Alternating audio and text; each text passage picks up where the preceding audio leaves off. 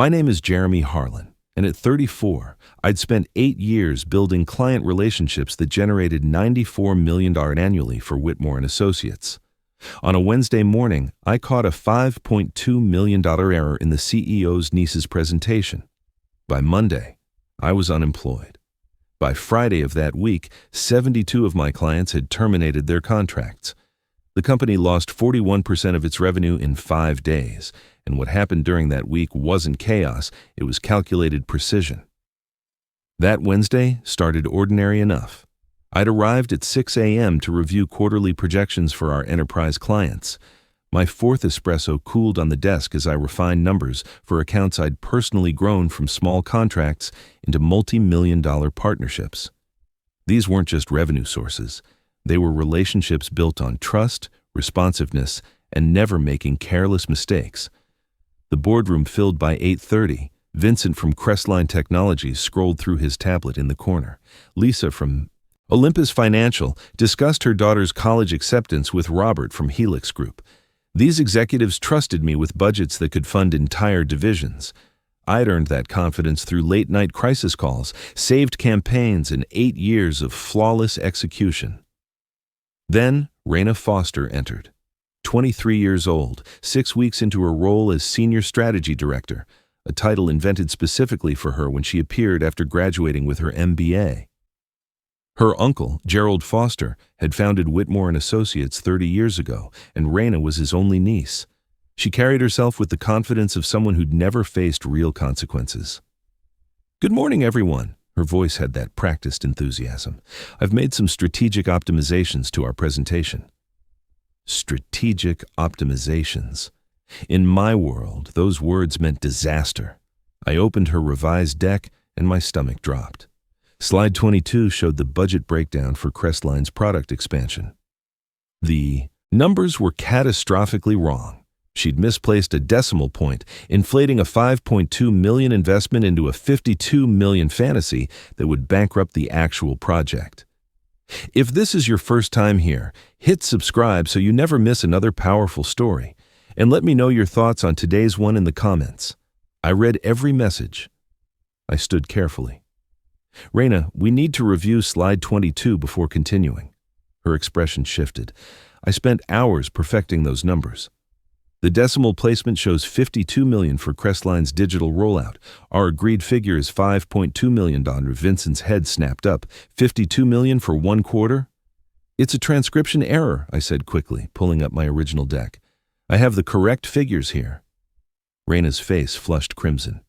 "I don't appreciate being contradicted in front of clients, Jeremy." Contradicted, as if preventing a disaster that could destroy 3 years of partnership was a personal insult. I opened my mouth to respond, but Gerald Foster appeared in the doorway. Our CEO rarely attended these meetings anymore, delegating operational work to those who understood it. But here he stood, watching his niece's humiliation unfold. "Perhaps a brief recess," Gerald suggested, his tone carrying that dangerous calm that preceded executions. The clients filed out. Lisa caught my eye and mouthed, "Thank you," as she passed. They understood exactly what I'd prevented. Gerald approached as the room emptied, with Raina hovering behind him with tears threatening to spill. "That was poorly handled, Jeremy." I blinked. "I prevented a $5.2 million miscommunication that could have destroyed our credibility." "You embarrassed a senior member of my team." "I protected our clients' interests." His smile was ice. "Did you?" That's when I understood. My 8 years meant nothing. The relationships I'd built meant nothing. What mattered was that I'd made his niece look incompetent in front of people who mattered, which of course she was. The meeting resumed with my original numbers. Vincent approved everything, but the atmosphere had changed. Raina sat silent, her pen stabbing her notepad. Gerald stayed for the entire presentation, his presence a dark promise in the corner. After the clients left, Vincent lingered. "Jeremy, that was close. If we'd approved those numbers?" He glanced toward where Gerald and Raina had disappeared. "Watch yourself." But I was already watching. What I didn't know was that the knife was already falling. The email arrived at 4:47 p.m. Subject: Mandatory HR Meeting. I'd been with Whitmore for 8 years and had never received an urgent HR summons.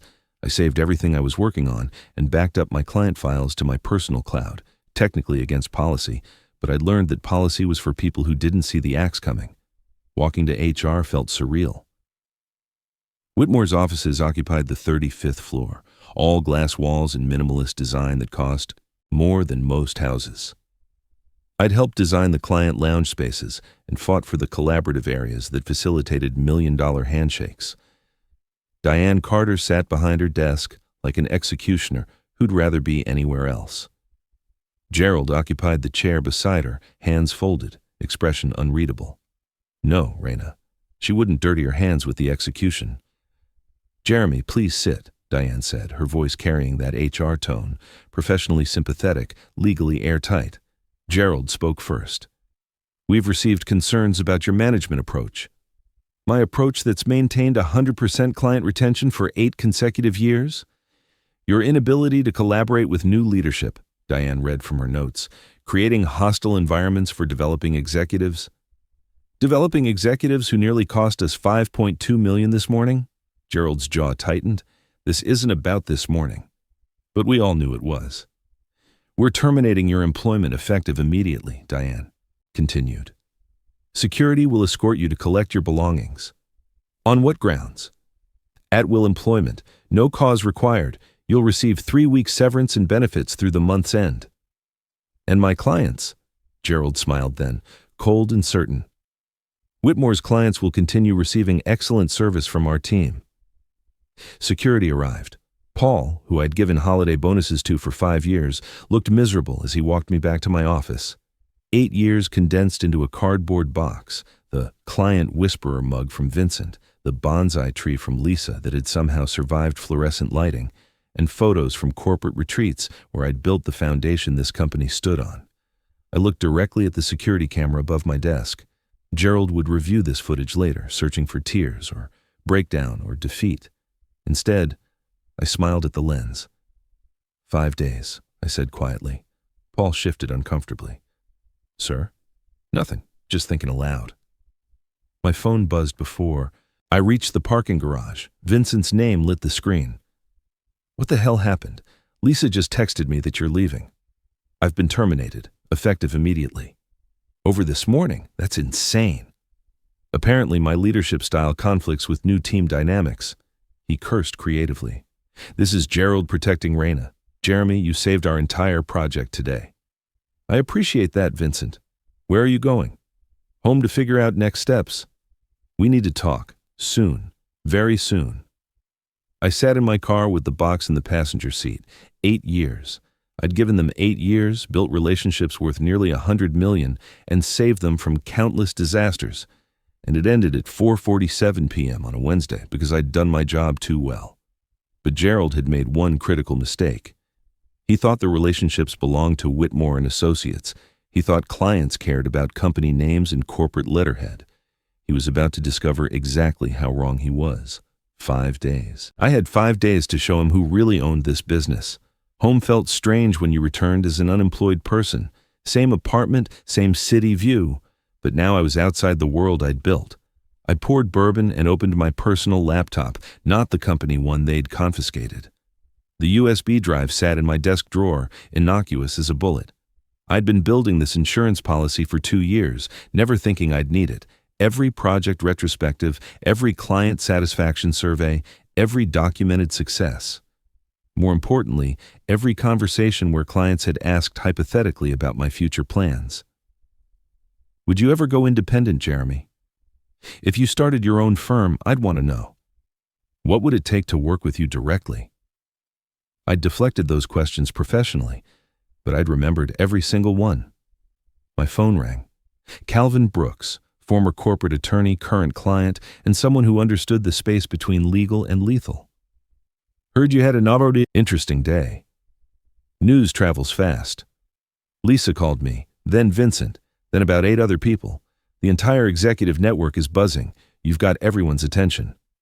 And I need legal advice. Figured you might. Coffee tomorrow morning, the place on Lexington. Make it 7 a.m. We need to talk before I do anything irreversible. I spent the night organizing. Client contracts, renewal dates, pain points, and relationship histories.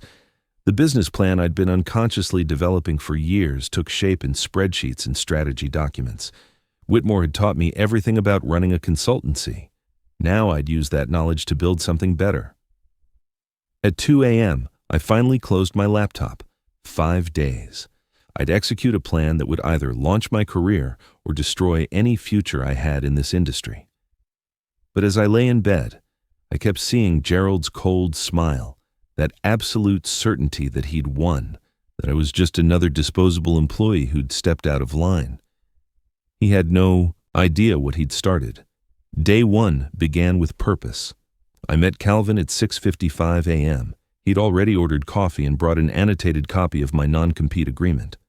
Section 7, subsection B, he said, highlighting text. You cannot directly solicit Whitmore clients for 12 months, cannot approach them with competing offers, cannot encourage them to breach contracts. I know what it says, but here's what it doesn't say. He flipped pages. Doesn't prevent you from announcing your availability. Doesn't stop clients from reaching out to you. Doesn't prohibit you from existing in the same industry. And critically, it says nothing about clients who independently choose to leave.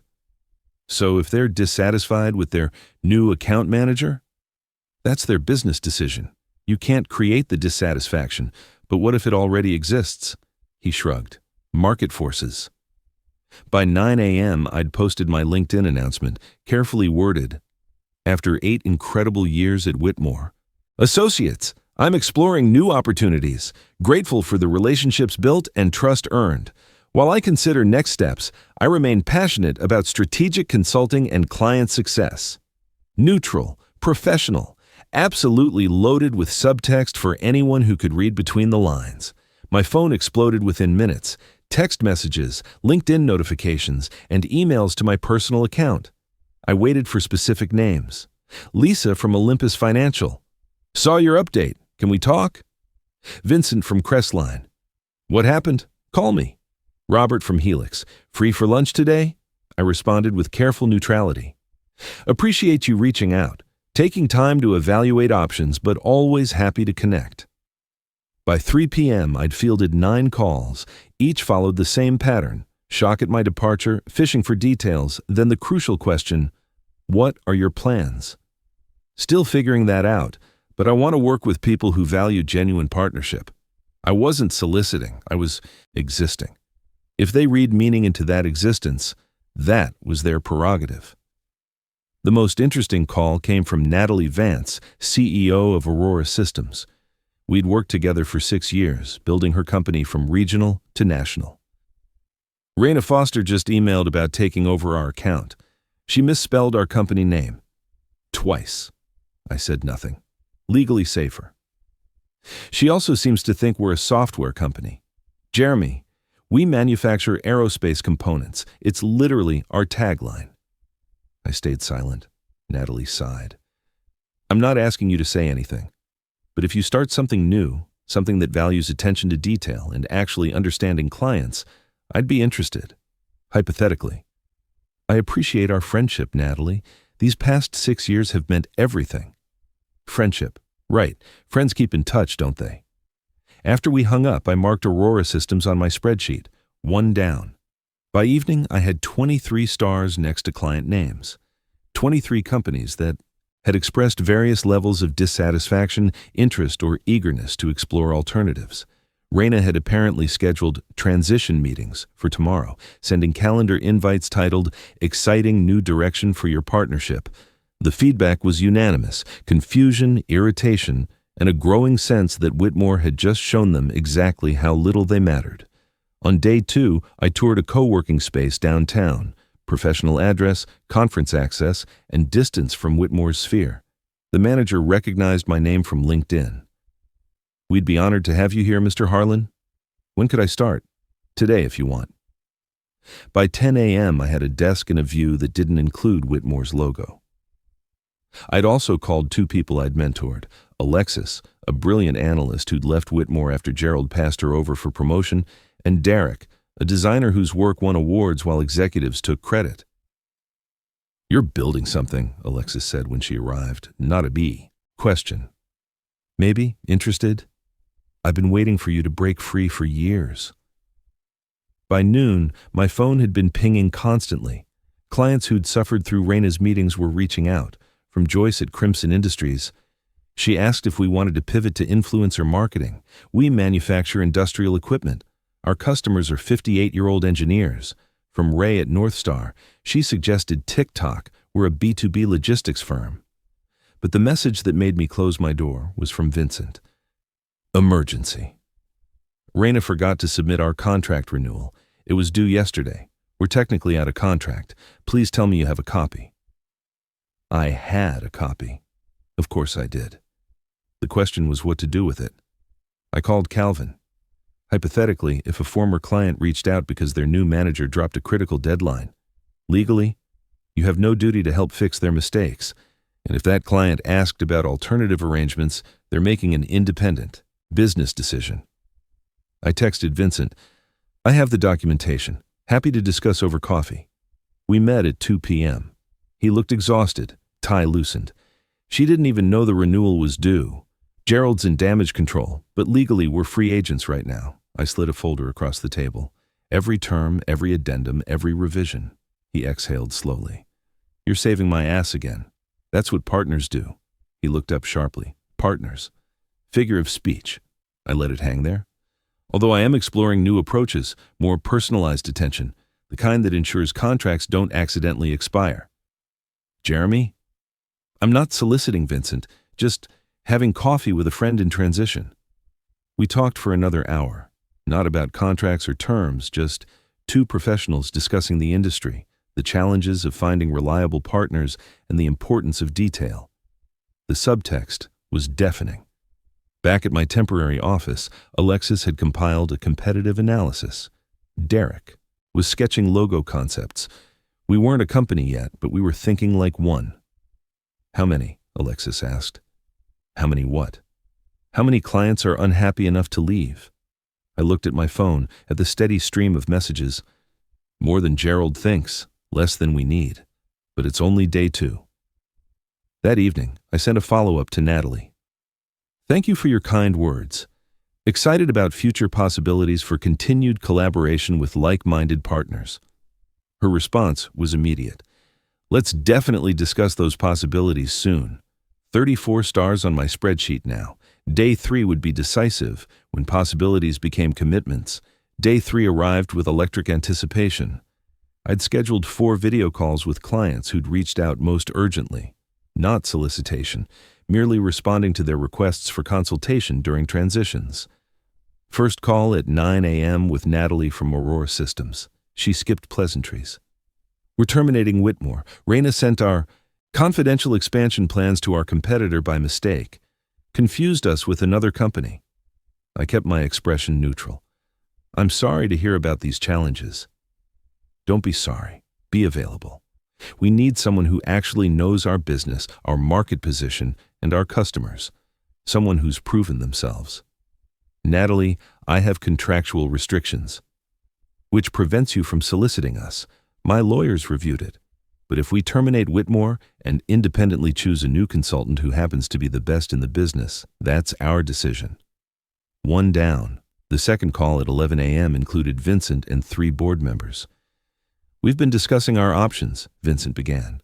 "The board has concerns about Whitmore's recent management changes." One board member, an older gentleman with sharp eyes, cut in. "We invest $5.2 million annually. We expect excellence, not excuses."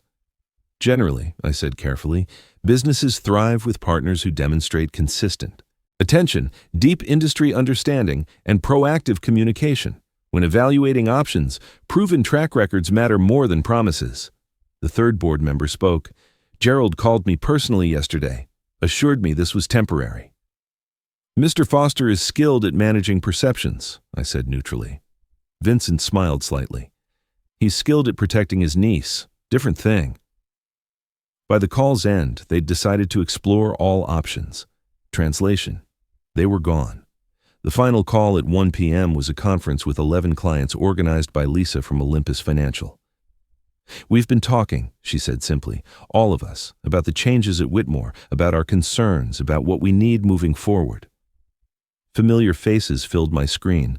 Joyce from Crimson, Ray from North Star, and executives from companies I'd grown from startups to success. "Yesterday's meeting was a disaster," Joyce said. "Raina couldn't answer basic questions about our 3-year strategy because she hadn't reviewed it." Lisa took control. "Here's what we want to know, Jeremy. If hypothetically a group of companies needed more specialized attention than a large firm could provide, what would you recommend?" This was the moment, the tightrope between safety and truth. "I'd recommend they find someone who wakes up thinking about their business, someone who celebrates their wins and loses sleep over their challenges, someone who sees them as partners, not portfolio items." I paused. "I'd recommend they choose expertise over ego, relationships over revenue, and proven results over empty promises." "And where might we find someone like that?" Ray asked, smiling slightly. "Sometimes the best solutions emerge from unexpected transitions. Change can catalyze something better." The call lasted 40 minutes. By the end, I had 11 verbal commitments to explore alternatives as soon as legally possible. Combined with earlier calls, that was 22 major accounts ready to move. Alexis knocked on my door as I ended the call. "You need to see this." An email blast from Whitmore to all clients. Exciting leadership announcement. Raina Foster promoted to Executive Vice President of Client Relations. They'd promoted her. After 3 days of disasters, they'd actually promoted her. "It's panic," Derek said. "They're hemorrhaging clients and doubling down on nepotism." My phone exploded. Clients who'd been undecided were pushed over the edge by this final insult. The star count climbed: 42, 51, 58, 67. By 6 p.m., I had 72 stars, 72 clients ready to follow me into whatever came next. 5 days. It had taken 5 days to show Gerald Foster the difference between owning contracts and earning loyalty. Calvin called at 7 p.m. "Heard Whitmore's having an emergency board meeting tonight. Something about a mass exodus. I've been focused on my future. What clients do is their business." "Right. Keep your phone on. Tomorrow will be interesting."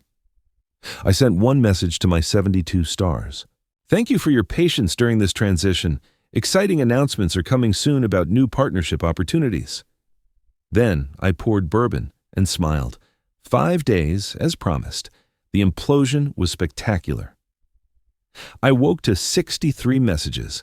A junior Whitmore employee's LinkedIn post was going viral. "Watching your company lose 41% of revenue because leadership chose nepotism over competence is educational. To fellow job seekers, I'll be joining you soon. This ship isn't sinking. Someone drilled holes in the hull." Marketing Twitter exploded with memes about decimal points and misspelled company names. My former assistant called, whispering, "Jeremy, it's chaos. Gerald's been in crisis meetings since 5 a.m. The board is here. They're discussing emergency restructuring. You shouldn't be calling me. I'm giving notice today anyway. Half the senior staff is. We saw what they did to you." Gerald called next. His voice was controlled, but I heard the cracks. "We should talk. We have nothing to discuss. You orchestrated this, deliberately sabotaged. I've done nothing but exist, Gerald. If your clients choose people who value them, that's market dynamics. We'll sue. Non-compete violation, interference. Try it. Sue me for responding when clients reached out. See how that plays in court or in the press." Silence. Then, "What do you want?" There it was. The moment power shifted completely. "I don't want anything from you, Gerald. I already have everything I need. Integrity, expertise, and the trust of people who matter. The board is demanding answers. Raina is..." He stopped. "Raina is what? Overwhelmed? Underqualified? Exposed? She's family. And they were my clients. You made your choice." More silence. "If you'd consider a consulting arrangement..." I actually laughed. "You fired me for doing my job. Now you want me to fix your mess? My price is watching you explain to your board how nepotism cost them 41% of revenue. This isn't over. You're right. It's just beginning." I hung up. By day's end, 72 clients had formally terminated. Marketing Week published a brutal analysis. The Whitmore Collapse, How Nepotism Destroyed 8 Years of Growth in 5 Days. Raina's promotion was mentioned in paragraph 3. Her resignation to pursue other opportunities was in paragraph 12. She'd lasted 9 hours in her new role. That evening, I toasted with my small team. To new beginnings and the 72 clients who chose relationships over corporations. "What about Whitmore?" Derek asked. I thought about Gerald, still in meetings, still trying to understand how his plan exploded. Whitmore will survive. Smaller, weaker, but they'll survive. They'll rebuild slowly. It'll take years to recover what they lost in 5 days. All because they fired the wrong person. No, I corrected, because they never understood that business is personal. Every contract, every campaign, it's built on trust, and trust doesn't care about org charts or bloodlines, client number 73 texted. The message was clear. Never underestimate the person who built your empire. 6 weeks later, I signed incorporation papers for Harlan Strategic Partners. We'd secured real office space, grown to 15 people, and our client roster was extraordinary. Before signing, Derek showed me his phone. Gerald's LinkedIn update. After 16 years of leadership, I'm stepping down as CEO of Whitmore Associates to pursue new opportunities. The board had forced him out. Comments on his post told the real story. The decimal point disaster, the misspelled emails, and the threats to departing clients. His carefully crafted exit was buried under truth. I signed with my father's pen, given when I graduated business school. For important documents, he'd said. My phone buzzed, a text from my father. Surgery went well. Recovery is looking good. Proud of you, son. For the first time in weeks, emotion threatened. Success was sweet, but having him here to see, it meant everything. Natalie arrived for our noon meeting. Did you see Whitmore's latest earnings? Down 49% year over year. Let's focus forward. We have your expansion campaign to plan. But she smiled. Remember that transition meeting with Raina? You know what you told me 8 years ago? Never compromise on knowing exactly who you serve. Still the best advice. As she left, she paused. You know the difference? You never saw us as accounts to manage. You saw us as businesses to grow. That's why all 72 of us followed you. A surprise visitor arrived that afternoon. Raina Foster stood in reception, looking younger than 23. The designer suit was replaced with casual clothes and humility. I know I'm probably the last person you want to see. I could have turned her away. Instead, I gestured to my office. I wanted to apologize. I was completely in over my head. Uncle Gerald promised I'd learn on the job and that the team would support me. I didn't realize I was replacing people who'd earned their positions. Why are you here, Raina? Because I actually want to learn. Not from my uncle or his connections, but from someone who built something real. I'm not asking for a job. I know that's impossible. But maybe advice, mentorship. I'll pay for your time. I studied her. She seemed genuine, but I'd underestimated her family before. One coffee. We'll see if you're serious about learning or looking for shortcuts. After she left, I stood at my window. 8 years ago, I'd stood at a similar window in Whitmore's tower, dreaming of what I could build with proper support. Now I was building it despite them, or because of them. Gerald Foster thought he was removing a problem employee. Instead, he created a competitor who understood his business better than he did, who knew every client's challenges and every unrealized ambition, and who'd spent 8 years taking notes he never knew existed. Tomorrow would bring new challenges and opportunities. But tonight, I'd share bourbon with my recovering father, toast the 72 clients who'd chosen character over contracts, and sleep the deep sleep of someone who'd transformed termination into triumph. 5 days. That's all it took to show Gerald the difference between power and influence, between managing and leading, and between a job and a calling. The best revenge isn't served cold, it's built steadily, executed precisely, and succeeds completely. Sometimes the person fired on Wednesday becomes the competition feared by Monday. 5 days, 72 clients, one man who refused to let anyone else define his worth. That's not revenge, that's resurrection.